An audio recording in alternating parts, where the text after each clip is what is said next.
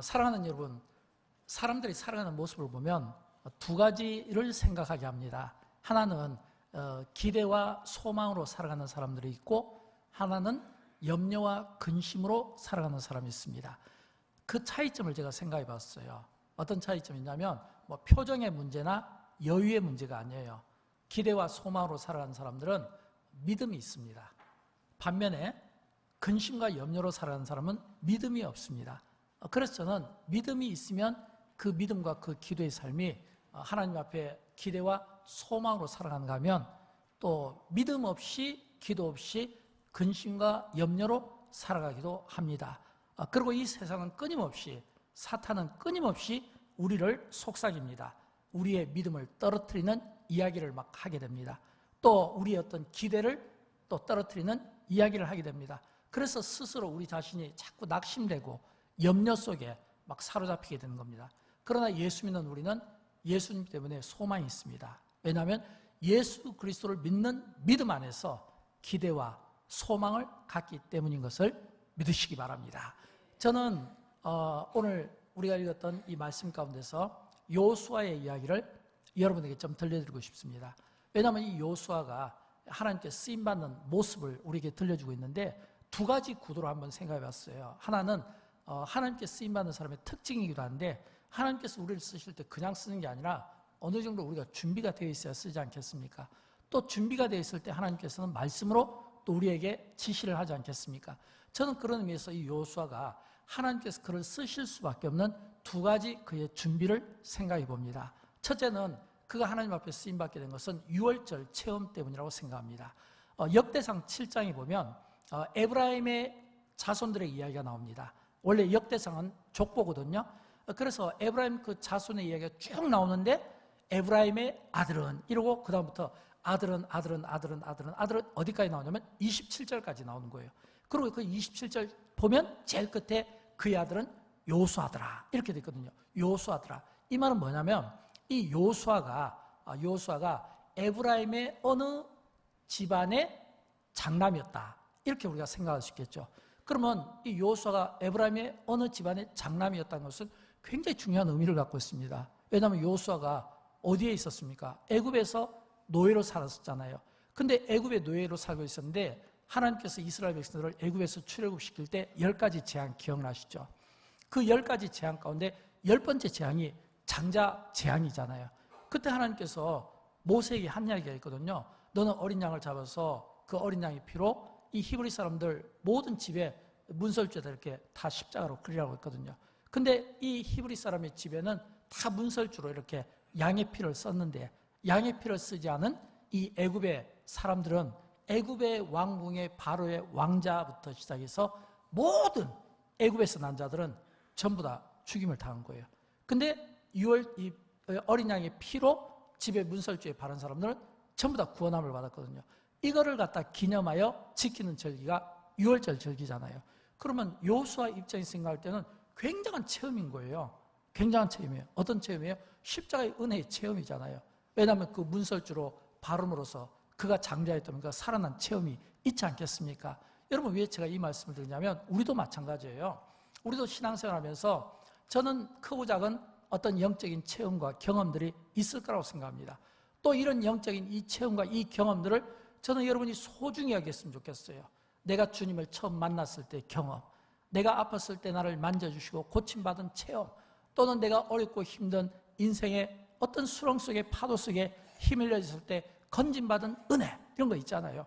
이런 이 체험, 은혜, 경험, 이런 것들이 다 사람마다 다를 수 있겠지만, 중요한 것은 어떤 사람에게는 그 중요한 체험이 그냥 지나갈 수도 있지만, 그러나 어떤 사람에게는 그 중요한 체험이 굉장히 마음의 새겨짐으로 그걸 은혜로 이기고 그 은혜의 힘으로 살아갈 때 하나님은 그런 자를 들어 쓰신다라고 하는 겁니다. 우리가 그 안실대로 사도 바울을 보면 알 수 있잖아요. 여러분, 바울이 보통 사람입니까? 그가 바울 이전에 자랑이 많았던 사람이거든요. 그런데도 불구하고 그가 십자가의 은혜를 체험하면서 그 다음부터는 아무것도 십자가 외에는 자랑하지 않겠다는 거예요. 이 바울의 신앙을 갈라디아서 2장 20절은 이렇게 표현하고 있습니다. 우리 같이 읽어보도록 할까요? 내가 그리스도와 함께 십자가에 못 박혔나니 그런즉 이제는 내가 사는 것이 아니요 오직 내 안에 그리스도께서 사시는 것이라. 이제 내가 육체 가운데 사는 것은 나를 사랑하사 나를 위하여 자기 자신을 버리신 하나님의 아들을 믿는 믿음 안에서 사는 것이라. 아멘.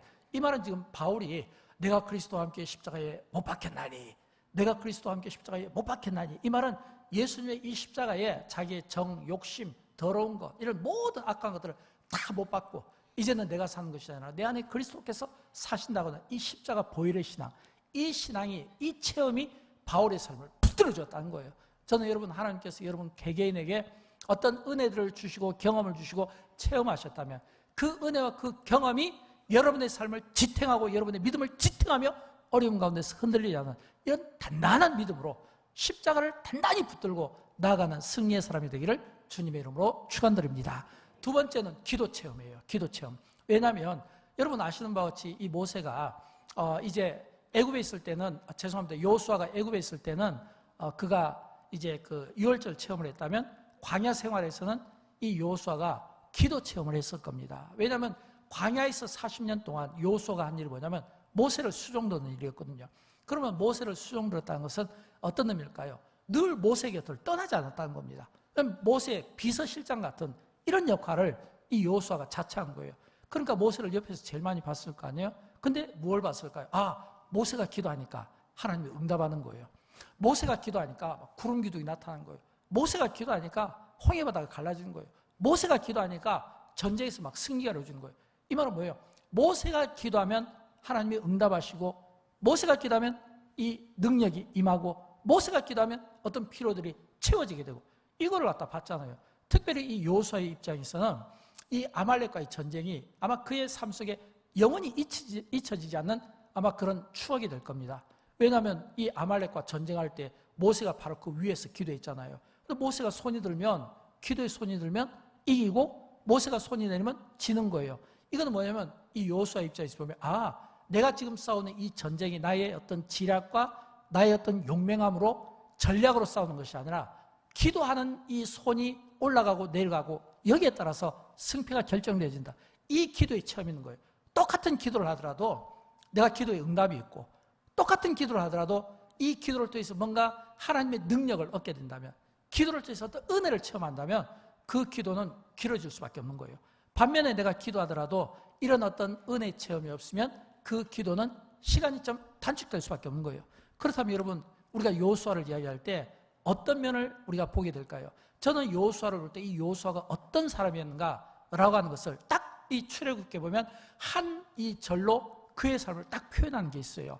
출애굽기 33장 11절 말씀인데, 저는 이 말씀에서 여호수아가 어떤 사람인가라고 하는 것을 우리에게 소개하고 싶어 하는 것 같아요. 우리 같이 한번 읽어보도록 할까요? 사람이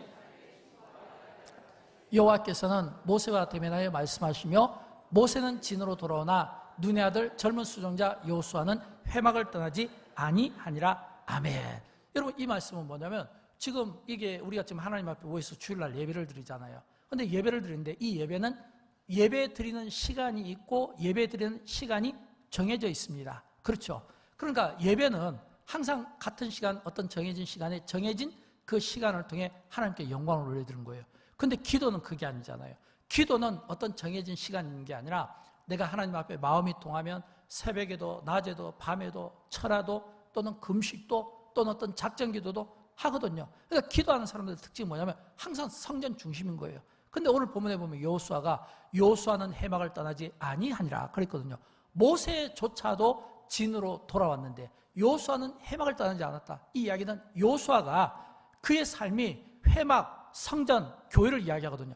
교회 중심의 인생이었고 여호수아의 삶이 교회 중심의 인생이었다는 것은 그가 신앙 중심, 기도 중심의 사람이었다.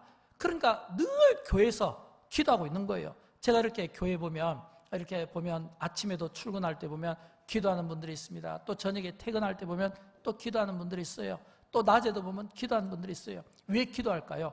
기도의 은혜를 알으니까 기도하는 거예요. 기도의 맛을 알으니까 기도하는 거예요. 그 기도가 얼마나 나에게 영적인 힘이 되고 유익이 되는가 알으니까 기도하는 거예요. 그래서 여호수아가 떠나지 않은 거예요. 그렇다면 그는 기도의 체험이 있지 않겠습니까? 사랑하는 여러분, 하나님께서 여호수아를 불러서 쓰십니다. 그냥 쓰는 게 아니에요. 그에게 깊은 영적인 체험과 기도의 체험이 하나님 그를 쓰신 것처럼 오늘 하나님이 우리를 쓰실 수 있는 이런 영적인 이런 많은 어떤 준비들이 주님 앞에서 잘 갖춰지기를 주님의 이름으로 축원드립니다. 그래서 예배하고 기도하는 즐거움이 있었으면 좋겠어요. 또 뿐만 아니라 오늘 본문은 이제 하나님께서 여호수아가 이제 쓰임받을 때 하나님께서 주신 4가지가 있어요. 이게 뭐냐면 하나님께 쓰임받는 사람들의 특징이거든요. 이 4가지 특징이 저와 여러분에게도 동일하게 적용되었으면 좋겠고, 이런 삶을 저와 여러분이 함께 살아드리기를 진심으로 축복합니다. 첫째는 뭐냐면 꿈이에요. 꿈. 여러분 꿈이 있으십니까? 저는 꿈이 있습니다. 제가 목회 시작할 때 초기부터 영광교회 부임하면서 가졌던 2010 제자훈련, 2020 세계선교, 2030 교육 비전을 비롯한 꿈이 있습니다. 그래서 저는 항상 이 꿈을 위해서 드라이브를 했고, 그리고 이 꿈을 위해서 목적 있는 이런 어떤 목회와 삶을 살아가고 있습니다. 여러분에게도 다 꿈이 있을 거예요. 비전이 있을 거예요. 저는 여러분 우리 가운데 한 사람도 꿈 없이 비전 없이 인생을 낭비하는 게 아니라 하나님이 주신 꿈과 비전으로 인생을 돌파해 나가는 이런 은혜로운 삶을 살았으면 좋겠어요. 여호수아에게 어떤 꿈이 있을까요? 오늘 본문 3절과 4절은 하나님께서 여호수아에게 주신 꿈인데 우리 같이 읽어보도록 합니다. 내가 모세에게 말한 바와 같이 너희 발바닥으로 밟는 곳은 모두 내가 너에게 주었노니 곧 광야와 이 레바논에서부터 큰 강 유브라데 강까지 해쪽 속의 온 땅과 또 해 지는 데 대까지 너희의 영토가 되리라. 아멘. 여러분 이 말씀은 지금 하나님께서 여호수아에게, 여호수아야 너가 이제 가나안 땅을 가면 그때부터 너가 밟는 모든 땅은 전부 다 내가 너에게 다 줄 거야. 이야기예요. 내가 너에게 다 줄 거야. 어디까지 주냐면 그 영토가 대까지. 이 대는 지중해인데 그 당시에 그들의 사고에는 이게 세상 끝이었어요. 이 말은 뭐냐면 너가 밟는 곳 모든 거 다 준다는 거예요. 여러분 어떤 의미로 보면 우리 한국교회가 부흥하고 한국교회 선교가 이렇게 세계에서 영향력을 끼치고 이렇게 큰 부흥을 이룰 수 있었던 것은 오늘 이 본문에서 우리 많은 우리 교회 우리 선배들이 적용을 했기 때문이에요. 여러분 한번 추억을 한번 소환해 보겠습니다. 여러분 가운데 과거에 해외 단기 선교를 다녀오신 분, 또는 국내 전도 여행을 다녀오신 분, 국내 전도 여행을 다녔는데 예를 들어서 뭐 여수에 있는 어떤 섬이라든지 화양면이라든지 또는 제주도라든지 아니면 또 강원도라든지 이런 데 국내 전도 여행을 이렇게 다녀오는 경우가 있잖아요. 또는 선교를 가잖아요. 가면 거기에서 반드시 이렇게 빠지지 않는 단골 프로그램 중에 하나가 뭐냐면 땅밟기거든요. 땅밟기 있잖아요. 하나님 오늘 이 땅을, 이 도시를, 이 지역을, 이 동네를 주시옵소서. 땅밟기 있잖아요. 저도 교회 이게 처음에 목회를 시작할 때 제 아내와 함께 그 당시에는 여기가 허브볼판이었고 주공아파트 1단지, 주공아파트 2단지, 대림사택밖에 없었거든요. 근데 그때 막 다니면서 막 이 주님 이 산지를 내게 주셔서 막 새벽기도 끝나면 아내와 함께 막 이렇게 돌면서 도시를 놓고 손은 들고 기도했던 때가 있습니다. 그리고 요 밑에 가면 여기 보면 우리 평화식당 사장님하고 이제 그러다가 참 이렇게 알게 되었고 교제를 하게 됐는데 그분이 그 권사님이 항상 문을 열고 그런 저희 모습을 참 신기하게 바라보던 때가 있었습니다. 왜냐하면 그 당시에 배고프고 춥던 시절이었잖아요. 하나님 이 땅을 내게 주십시오. 이 땅을 내게 주십시오. 그때 적용했던 게 뭐냐면 땅밟기거든요. 여러분 이런 이 땅밟기 이런 게 아무것도 아닌 것 같지만 우리가 믿음으로 나가면 믿음으로 우리가 선포하면 믿음대로 되는 거예요. 우리가 땅을 밟고 주님 이 도시를 주십시오. 이 지역을 주십시오. 이 시를 주십시오. 여수를 예수시로 만드십시오 라고 이야기할 때 믿음으로 선포하면, 왜냐하면 하나님께서 모세에게 여호수아에게 모세에게 했던 것처럼 여호수아에게 똑같이 너가 밟는 모든 땅은 너의 땅이 되고 너의 지경이 넓어지라고 했잖아요. 여러분 이런 꿈을 가지십시오. 이런 목적을 가지십시오. 하나님이 여러분에게 주신 꿈이 있습니까? 소중히 생각하십시오. 그리고 그 꿈이 반드시 이루어지도록 앞으로 전진하는 이런 축복된 인생이 되기를 진심으로 축복합니다. 그 다음에 두 번째는 이제 뭐냐면은 하나님과 동행하심을 확인해야 돼요. 자, 여기에 대해서 우리 본문 말씀을 한번 보도록 할까요? 자, 본문 5절 말씀을 우리 같이 한번 읽어보도록 합니다. 내 평생에 너를 능히 대적할 자가 없으리니 내가 모세와 함께 있었던 같이 너와 함께 있을 것임이니라. 내가 너를 떠나지 아니하며 버리지 아니하리니. 아멘. 여러분 이 말씀은 뭐냐면 하나님이 우리에게 꿈을 주셨잖아요. 근데 여러분 꿈 있는 사람의 특징이 있어요. 그게 뭐냐면 대적자가 있다는 겁니다. 꿈 있는 사람의 특징, 목적이 있는 사람은요 반드시 장애물이 있어요. 꿈이 없는 사람은 장애가 없습니다. 목적이 없으면 장애가 없어요. 인생의 어떤 철학과 방향이 없는 사람은 아무것도 없어요. 내가 나가지가 않고 전진하지 않고 일하지 않는데 거기 무슨 대적이 있고 장애물이 있을 수 있습니까? 이런 경우는 아무것도 없어요. 그러나 하나님이 주신 꿈이고 목적이 있고 뭔가 비전이 있는 인생을 살면 반드시 그 앞에는 장애물이 있습니다. 대적자가 있어요. 여러분, 여호수아가 가나안 땅을 건너가니까 대적자가 나오죠. 만약 여호수아가 가나안 땅을 건너가지 않으면 대적자가 나올 수 없잖아요. 또 요단강을 건너지 않으면 장벽이 있을 수 없잖아요. 근데 1장 2절에 보면 이 여호수아에게 하나님께서 요단강을 건너가라고 했거든요. 근데 이 요단강도 큰 장애입니다. 200만 명이나 되는 많은 사람들, 노인부터 어린아이까지 각종 가축들, 집 살림 다 있잖아요. 그거 다 가지고 이 요단강을 건너는 게 이게 쉬운 일이겠습니까? 굉장한 장애물이 있는 거예요. 또 우리가 앞으로 나갈 때 하나님이 비전을 주셨지만, 그러나 그 비전 가운데 굉장히 큰 어떤 대적들이 있는 거예요. 그때 하나님께서 여호수아에게 뭐라고 했냐면 내가 너와 함께 하겠다 이거예요. 이 말은 뭐냐면 하나님은 우리에게 꿈만 주시는 것이 아니라 주신 그 꿈을 붙잡고 꿈대로 나아가는 인생에게는 그 꿈대로 이루어주시는 주님이신 것을 믿으시기 바랍니다.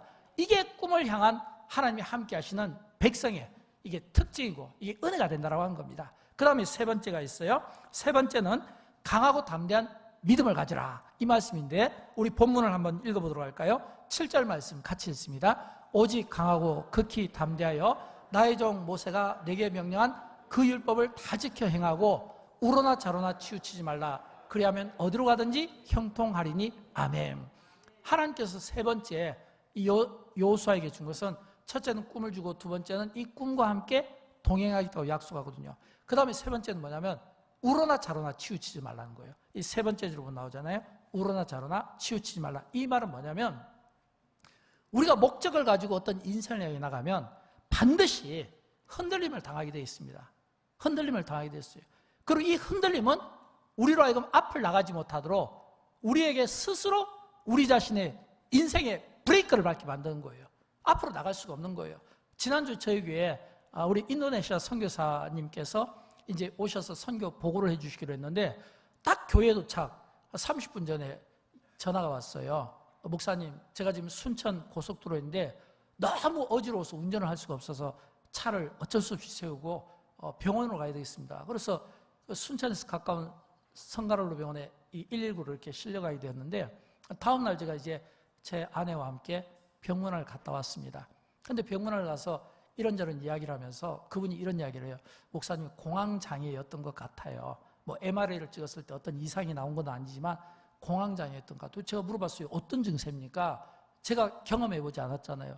근데 도저히 운전을 할 수가 없더래요. 이리저리 막 몸이 흔들려서 어지러워서 운전을 할 수가 없더래요.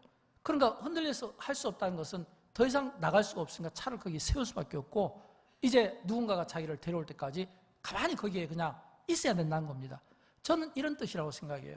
여러분, 우리가 어떤 인생의 목표를 가지고 앞으로 나갈 때 우리가 어떤 어지러움을 당하면 어떤 문제 앞에서 흔들리게 되면 그게 사람의 소리든 아니면 어떤 환경이든 이런 어떤 흔들림이 우리로 하여금 앞을 나가지 못하는 거예요.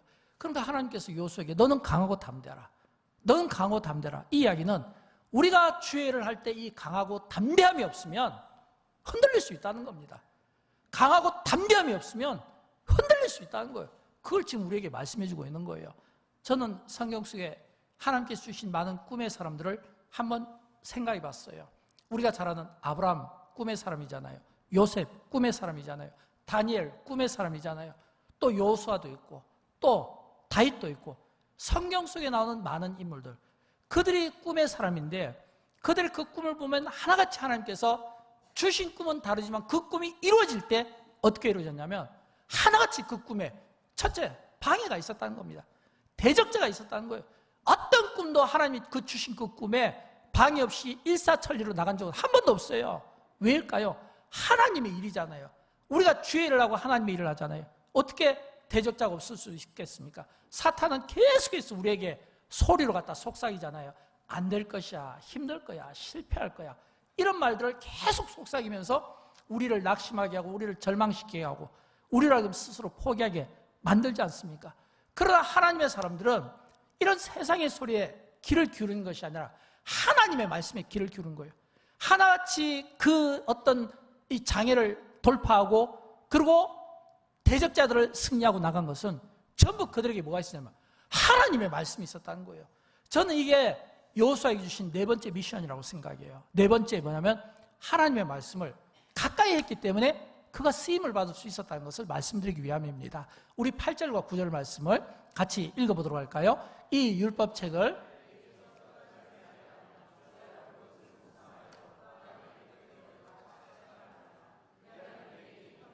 될 것이며 내가 형통하리라. 내가 내게 명령한 것이 아니냐? 강하고 담대하라. 두려워하지 말며 놀라지 말라. 내가 어디로 가든지 내 하나님 여호와가 너와 함께 하느니라. 아멘. 여러분, 이 말씀 뭐냐면 하나님께서 여호수아에게, 여호수아야, 너 하나님의 말씀에서 떠나면 안 돼. 늘 하나님의 말씀을 묵상하며 기록된 대로 지키면서 살아. 그러면 너가 형통할 거야, 이거거든요.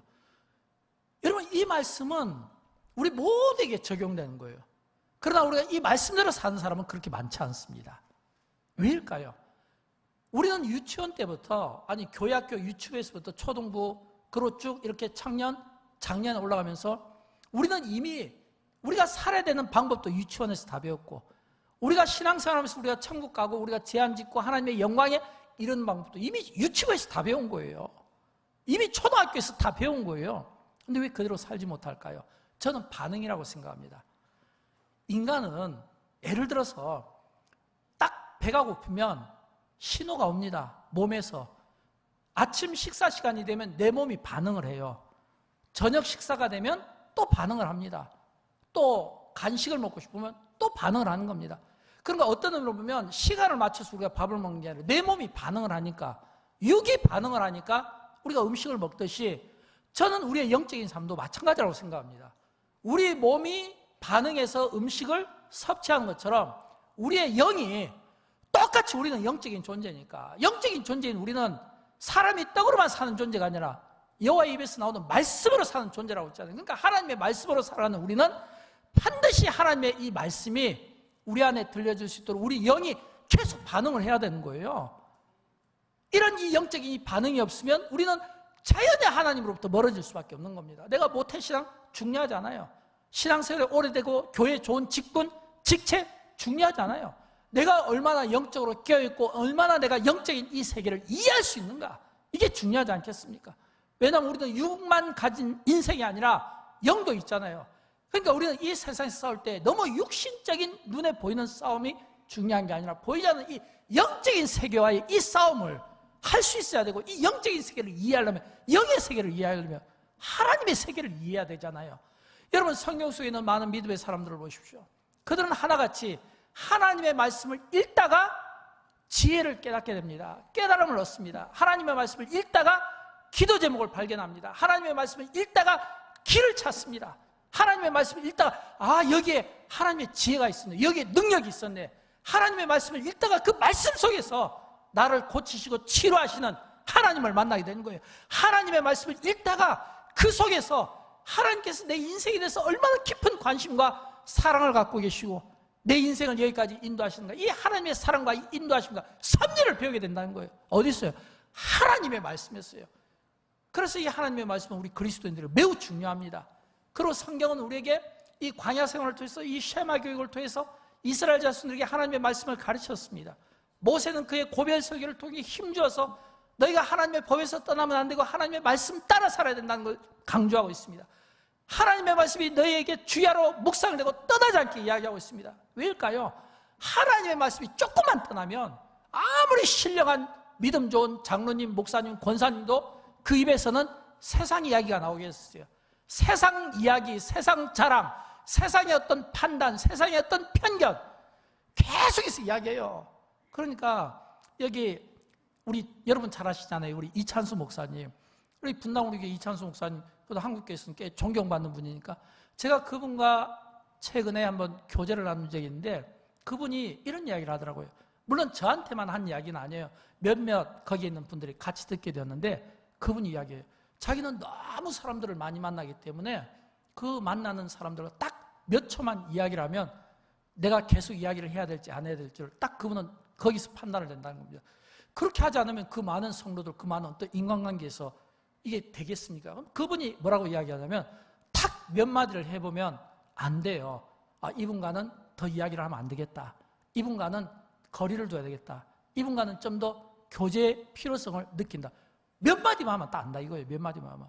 여러분, 저는 그 몇 마디만 하면 딱 그게 필요하고 느껴진다는 이 이야기를 저는 그분의 영성으로 생각합니다.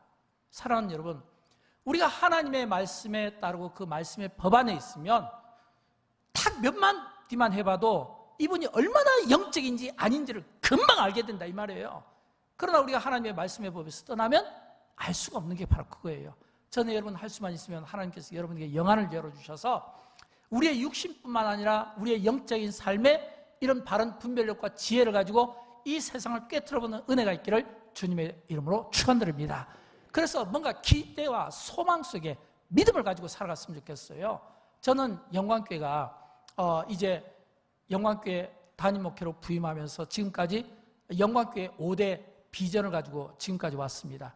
한결같은 마음으로 제자훈련, 세계선교, 다음 세대, 선한사역, 통일한국 계속해서 변함없는 제가 이 사역이 변함이 없다는 것은 우리 1층 예배실에 가면 우리 중고등부실 그 입구에 보면 차트 있잖아요. 거기에 보면 제가 1998년에 부임해서 1999년부터 제자훈련하고 단기선교 갔다 오고 이웃초청교라고 다 나오게 되거든요. 우리가 어떤 일들을 감당했는가를 다 나오게 돼 있잖아요. 그건 뭘 뜻하냐면 처음부터 일관되게 어떤 틀을 바꾸거나 목적을 바꾼 것이 아니라 외길로 왔다는 겁니다. 왜냐하면 하나님이 기도하면서 저에게 주신 비전이고 꿈이었거든요. 또 요즘에 제가 이런 질문들을 많이 받아요. 목사님, 다음 세대의 비전은 무엇입니까? 영광교회 2030 비전은 무엇입니까? 이런 질문들을 많이 받아요. 사실은 이 질문에 대해서 좀 제가 이야기를 하고 싶었지만 좀 하지를 못했어요. 이제 앞으로는 여러분에게 좀 적극적으로 이야기해서 좀 홍보도 하고 좀 같이 기도 부탁도 나누고 싶습니다. 영광교회 2030 비전은 우리 자녀의 비전입니다.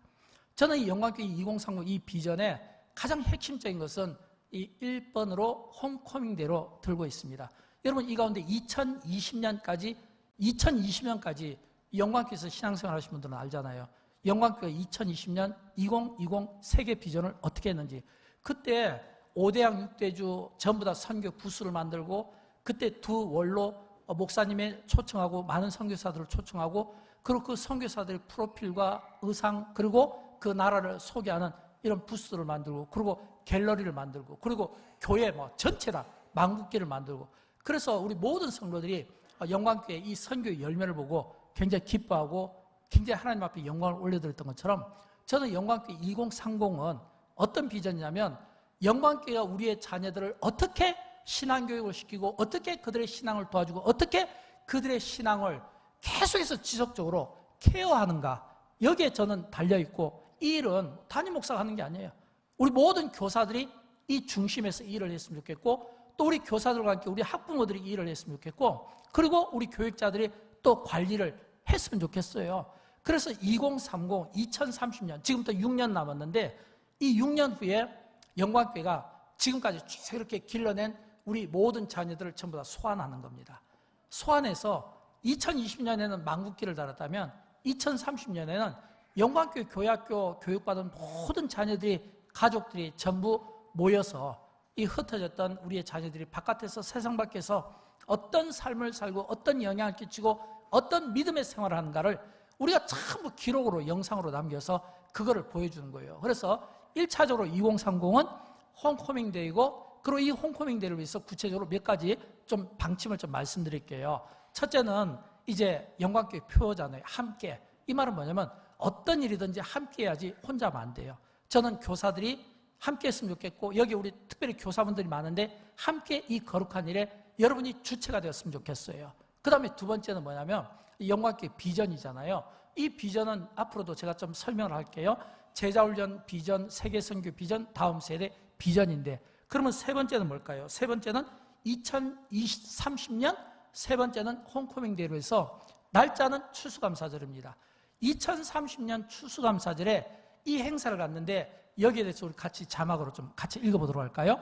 영광교회는 다음 세대를 준비시켜 통일 한국과 세계를 책임질 신앙인 양성에 초점을 두고 각 교육부서와 청년부에서 신앙으로 잘 성장하여 선한 영향력을 끼치며 살아가고 있는 다음 세대들과 영광교회를 거쳐간 사역자들이 날을 정해 다시 영광교회로 모여 함께 교제하며 모든 감사와 영광을 하나님께 올려드리는 시간을 목표로 한다. 아멘. 여러분 이게 무슨 말이냐면 이제 우리가 2030년 추수감사 줄 때 우리가 많은 감사가 있잖아요. 저는 우리 자녀들의 성장에 가장 큰 감사가 있었으면 좋겠고 우리 자녀들의 영적인 성장에 가장 큰 감사가 있었으면 좋겠고 이 일을 위해서 그동안 수고하고 섬겼던 모든 사역자들과 모든 교사들과 모든 우리의 자녀들이 다 모으는 겁니다. 특별히 우리가 여기서 핵심적인 건 뭐냐면 중고등부 학생들이에요.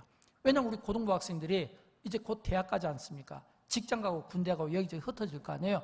그러니까 우리 유치부 주일학교는 이제 5년 후라도 여기 남아있지만 우리 청소년들부터 우리 대학부는 다 흩어지니까 어디에 있을지 모르거든요.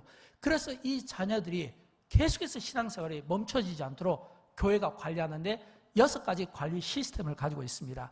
그 시스템을 좀 소개해 드릴게요. 이 홈커밍 데이를 위한 이 시스템은 역시 교사들이 중심되어서 교육자와 함께 이끌어줘야 되는데 첫 번째는 뭐냐면 서버 문서화입니다. 영광교회는 지금 우리 교회 홈페이지를 만들고 있고 교회 서버가 이제 거의 다 만들어져 가요.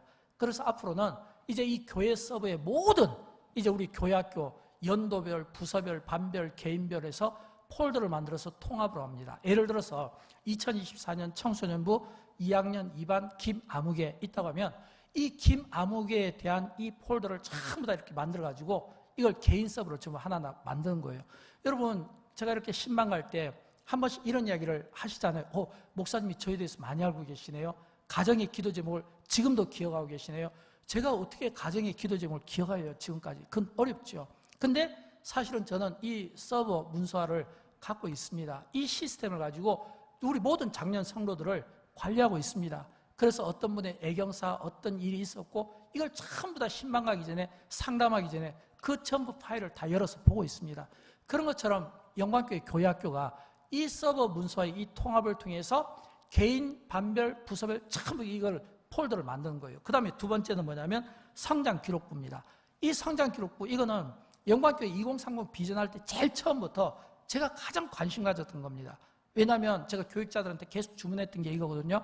아이들의 영적 성장 기록부가 필요하다.